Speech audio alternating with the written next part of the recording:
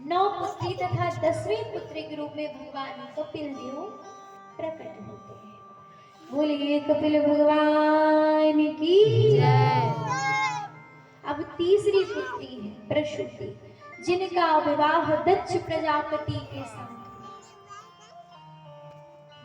दक्ष प्रजापति की 16 पुत्रियां, 13 का विवाह पितरों के साथ, एक का अग्नि के साथ, एक का धर्म के साथ, तथा जो सबसे छोटी पुत्री मैया सती थी, उनका विवाह भूत भावन भोलेनाथ जी के साथ संपन्न। सुखदेव जी वर्णन करते हैं कि सबके वंश का तो विस्तार हुआ, परंतु भोले बाबा जी के वंश का विस्तार नहीं हुआ। क्यों? क्योंकि दक्ष प्रजापति ने एक बार यज्ञ किया, सबको बुलाया, परंतु बाबा जी को नहीं बुलाया। अब कहते हैं किसी मैया जी के मायके की कोई बात हो, अब उन्हें पता चले हमारे मायके में ये हो रहा है, तो वो बुलावे की प्रतीक्षा नहीं करती, तुरंत पहुंचती। लेकिन कहते हैं बिटिया का विवाह हो जाए, वो ससुराल में हो, तो बिना बुलाए जाना भी नहीं चाहिए जाता, जब तक कोई विपत्ति की स्थिति ना हो। अब बाबा जी के पास गई, बाबा जी ने समझाया, देखो बाबा, हमको बुलाया नहीं गया तो बिना बुलाए जाना अपराध है, सम्मान नहीं मिलता। और वही हुआ। अब मैया जी मानी ने बिना बुलाए पहुंच गई, तो अब इनको देख देख करके इनकी बहनें हंस रही, देखो देखो इसे तो बुलाया नहीं गया, बिना बुलाए आ गई, इसे तो शर्म ही नहीं, इसे तो किसी ने बुलाया नहीं, बिना बुलाए यहाँ पर आ गई। बैठ जाओ शिवा सही से, सब उपहास करें। अच्छा ये माता ऐसी नहीं लाएंगे कल, जो देख करके नहीं हंसती, बाकी सबको हंस। अब मैया को इस बात का बुरा नहीं लगा। अब आगे जाकर के देखती हैं सबके बैठने का स्थान, परंतु बाबा जी के बैठने का कोई स्थान। अरे यार नहीं।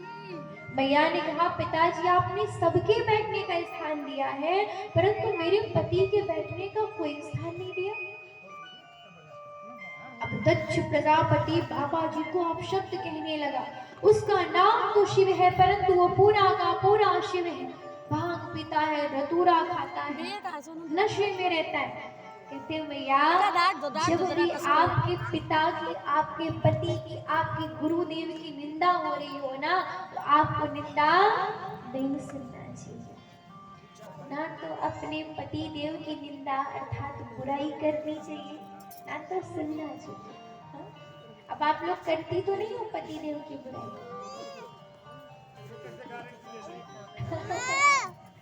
बिल्कुल सही बात, इसकी भी कोई गारंटी नहीं भाई, कभी ना कभी कहीं ना कहीं कोई तो स्थिति में हो जाएगा। लेकिन कहते हैं जैसे बुराई सुनना नहीं चाहिए, वैसे अपने मुख से बुराई करना भी नहीं चाहिए। आपका धर्म है, आपका कर्तव्य है कि पति जिस मार्ग पे चल रहा है उस मार्ग पे चले, लेकिन कब? जब वो मार्ग धर्म का हो। अगर वो मार्ग अधर्म का है तो आपका ये भी कार्य है, ये भी कर्तव्य है कि पति देव को सही मार्ग पे लाओ। अब भैया लोग बात करने के लिए हम तो कर देते हैं बुराइयां। देखिए, कभी भी अपने पति देव की निंदा ना तो करनी चाहिए, ना तो सुननी चाहिए। क्यों? हरि हर निंदा सुनहि जे कान, हो ही पाप गो घात समान। जो भी व्यक्ति निंदा को सुनता है उसे गौ हत्या का पाप लगता है।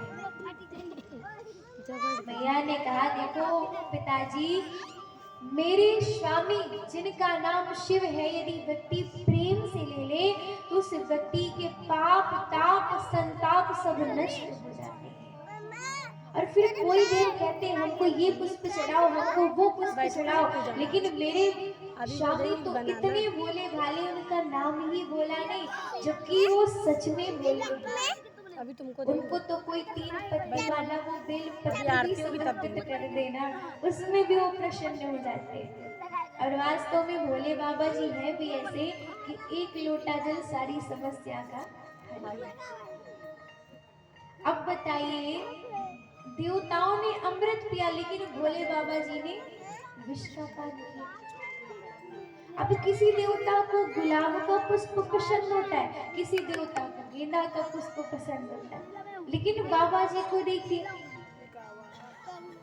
मदार का पुष्प स्वीकार कर रहे हैं। जिसे कोई ना अपनाए उसे अपनाते हैं भोले बाबा। धतूरा स्वीकार कर रहे हैं। अच्छा, बाबा जी के भक्त भी बड़े विचित्र होते हैं। अभी जैसे सावन आता है ना, तो भांग वांग खूब बढ़िया इकट्ठा करके बोलेंगे बाबा जी का प्रसाद पी रहे। तो हम बोला करते हैं कि भाई बाबा जी ने तो विष भी पिया था, जरा विष पी के दिखा लो। लेकिन नहीं, अब भगवान से कुछ अच्छी बातें नहीं सीखी। बाबा जी भांग पीते तो भांग प्रसाद है। अब जैसे आपने सुना होगा, उज्जैन में काल भैरव जी का मंदिर है, उनको शराब चढ़ाई जाती है ना। तब कुछ जो शराब पीते वो ये भी भाव देते हैं कि जब भगवान हो की शराब पीते हैं तो हम क्यों नहीं पी सकते। तो आपको पता है उसके पीछे एक कहानी क्या है। कहते हैं एक भक्त था, वो शराब की आदत से परेशान था। एक संत जी के पास गया कि प्रभु मैं क्या करूं, भक्ति भी करता हूं लेकिन इच्छा बहुत है ये शराब छोड़ दूं, मेरी शराब छूटे नहीं। तो संत जी ने कहा कि सब तो भगवान को अपना गुण समर्पित करते हैं, तुम भगवान को अवगुण समर्पित कर दो। तो उस व्यक्ति ने क्या किया, शराब ली। अब जब शाम को लत लगी उसे, तो उसने उस शराब को भगवान को पिला दिया। अब जब 3-4 दिन तक उसे लत लगती तो भगवान को ही पिला देता। अब भगवान की कृपा ऐसी हुई कि उसकी शराब छूट गई। अब जब शराब छूटी तो भाई उसने सबसे बताया। अब ये महिमा सब जगह हो गई कि इसने भगवान को अवगुण समर्पित किया। लेकिन अब के समय में उसको किस भाव से लिया जा रहा है। हमसे कई लोग बोलने लगते, दीदी अब आप तो शराब के लिए मना कर रही हो, लेकिन हम वहां गए थे, वहां तो भगवान भी पीते हैं। अरे तो भगवान से कुछ अच्छी बात सीख लो। अब बाबा जी की क्या ही महिमा गाए, इतने सीधे हैं, इतने भोले हैं कि आपके पास कोई मीठा ना हो, कोई प्रसाद ना हो, कुछ ना हो, आप केवल एक 3 पत्र वाली बेलपत्री ले जाइए, 1 लोटा जल ले जाइए, उतने में ही आप जो मांगोगे सब प्रदान करेंगे। आइए थोड़ा बाबा जी का ध्यान करें।